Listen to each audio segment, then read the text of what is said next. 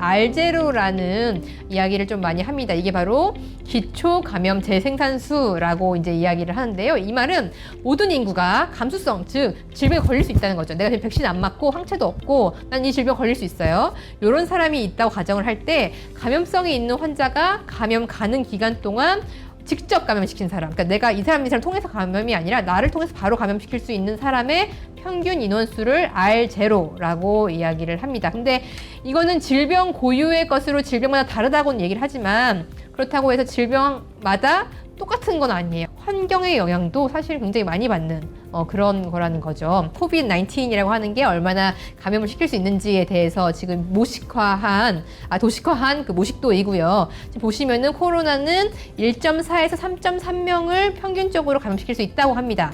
근데 지금 잘 보시면은 여기 그 밑에 미즐이라고 해서 홍역이에요. 홍역은 공기전파입니다. 한 사람당 11명을, 18명을 이제 감염을 시킬 수 있는 거죠. 그리고 우리가 흔히 말하는 그 감기, 그러니까는 이제 독감 같은 경우가 1.3 이렇게 나와 있습니다. 기존 감기보다는 굉장히 전파력이 높은 게 코비드-19의 특성이라고 할 수 있겠습니다.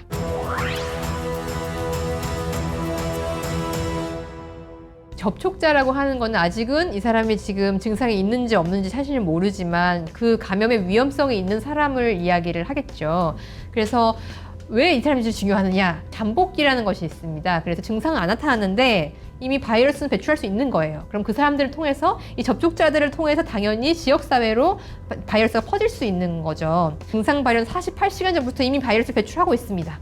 그래서 이런 흔히 얘기하는 깜깜이 경로, 이제 무증상 감염 이런 게 굉장히 중요한데 이것들이 컨트롤이 안 되면 방역 대책이 굉장히 위험합니다. 그러니까 실패할 수 있다는 거죠. 그렇기 때문에 이렇게 지역 내 확산을 방지하기 위해서는 접촉자 관리가 매우 중요하다고 할 수 있겠습니다.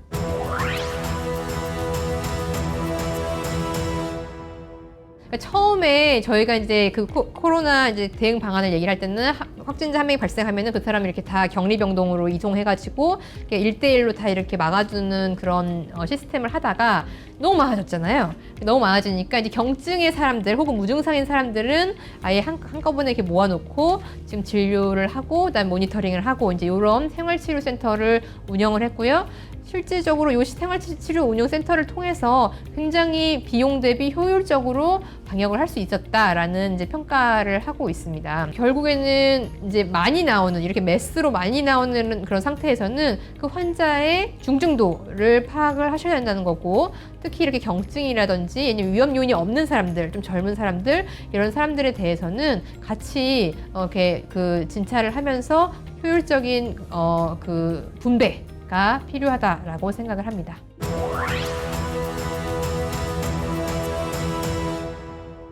감염 컨트롤을 위해서 필수적인 항목 이외의 것들은 수집하지 않습니다. 사실은 역학조사라고 하는 거는 저는 그렇게 생각을 합니다. 개인의 자유권을 희생을 하는 거죠. 그러니까 개인이 이동권이 있는데 그것을 희생을 하면서 왜? 공공의 그런 이득이 더 크다고 생각하기 때문에 개인을 어떻게 보면 희생하는 부분도 분명히 있는 겁니다. 그렇기 때문에 이런 부분들은 법적으로 굉장히 잘 사실은 보호되지 않으면 그 개인을 보호해주지 않으면 굉장히 그냥 많은 사람 다수의 이름으로 소수를 희생시킬 수 있는 또 위험한 그런 부분이 있기도 합니다. 그래서 저는 가장 중요한 것은 그런 개인정보의 안전성인 거죠. 개인정보가 이렇게 수집이 됐는데 공공의 목적으로 이것들이 막 다른 데로 이제 풀리면서 내 정보를 다른 사람이 알고 있고 그런 건 분명히 2차적으로 해를 입히는 거기 때문에 이런 개인정보를 안전하게 관리할 수 있느냐가 굉장히 중요한 부분이라고 생각을 합니다.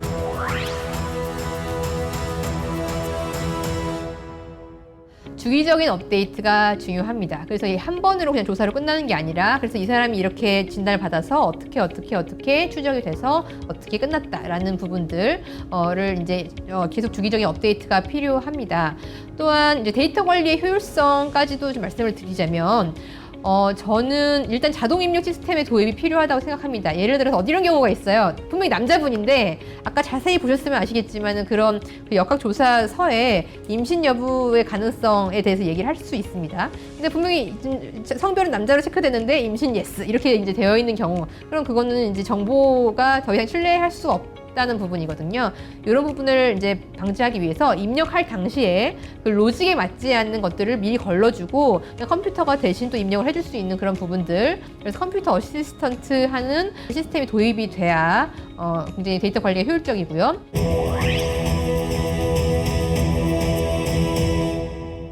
정보가 정확해야죠. 그런데 어떻게 보면은 많은 사람들이 다른 사람들이 이 정보를 수집하는 거라서 일관적이지 않을 때도 있습니다. 예를 들어서 뭐 증상을 기술해 주세요 그랬는데 어떤 분들은 그냥 발열 이렇게만 체크하실 수도 있고 어떤 분들은 굉장히 세심하게 뭐 발열도 있고 인후통도 있고 뭐 근육통도 있고 이제 이런 식으로 수집이 되는데 그런 부분들 같은 경우는 정보를 수집하시는 분들의 일관적인 교육과 또 질을 유지를 하는 그런 선에서 사실은 그 관리가 가능한 부분이 있습니다. 미싱이 없어야죠. 이제 그러니까 그 없는 정보가 없이 일단 그 거기에 기입해야 되는 정보들은 대부분 잘 기록이 될 수 있도록 그렇게 교육하는 게 굉장히 중요하고요.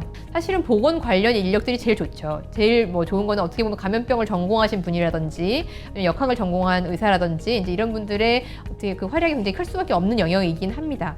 근데 이제 역학조사를 하는 부분은 또 다른 부분은 CCTV를 확인하고 또 뭐 그 신용카드라든지 이런 정보를 확인을 해가지고 이동 동선을 확인하는 그런 부분도 분명히 있거든요. 근데 굉장히 그게 노동 집약적인 작업입니다. 그러니까 사람들이 굉장히 많이 또 투입이 되는 부분들이고 그래서 보건학을 전공하신 분들 중에서 근데 기본적인 그런 그 정보 판별 능력이 있으시고 체력이 좋으신 분들이 뭐 필요한 부분이 아닌가라고 생각을 합니다.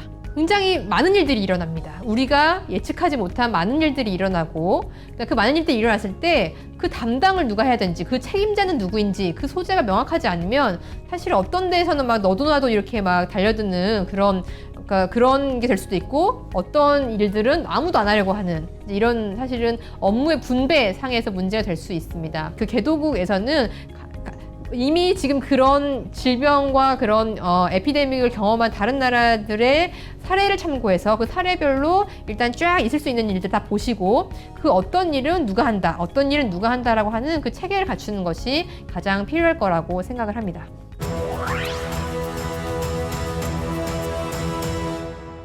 사실 감염병은 사회의 문제이기도 하거든요. 그래서 그 의료 자원을 어디에 배분하느냐라는 굉장히 중요한 질문을 사회에 던졌다고 생각을 합니다. 공중보건 감시 체계라고 말씀을 하시면 사실은 크게 저희는 그러니까 서베일런스라는 말로 이제 얘기를 하는데 두 가지를 얘기를 하고 능동적인 감시와 수동적인 감시 체계가 둘 다 있어야 된다라고 이야기를 합니다. 수동적인 감시 체계는요, 그냥 뭐 흔히 생각하시면은 보건소나 아니면 지역에 있는 그냥 그러니까 병원이나 의원에서 이런 위험한 뭐 환자가 왔거나 감염병이 있는 환자가 왔을 때 그것을 중앙으로 이게 중요한 사항이면 중앙으로 보고하고 중앙은 이것을 다 풀링하고 이제 이런 것들을 이야기를 하고 있고요. 그걸 위해서는 전체적인 그런 병의원들에서도 똑같은 교육이 이루어져야 되는 거죠. 그다음 두 번째는 능동 감시입니다. 수동 감시로는 사실은 다 100% 공중보건 감시 체계가 운영되지 않고 그다음에 정부나 아니면 중앙에서 계속해서 그러니까 그 주기적으로 지금 이런 것들이 어디까지 이루어지고 있는지 모니터링을 하는 거죠. 능동적으로. 이런 두 가지 시스템이 사실 다 갖춰져 있어야 그 개도국에서도 올바른 그런 공중보건 감시 체계를 갖췄다라고 할 수 있을 것 같습니다.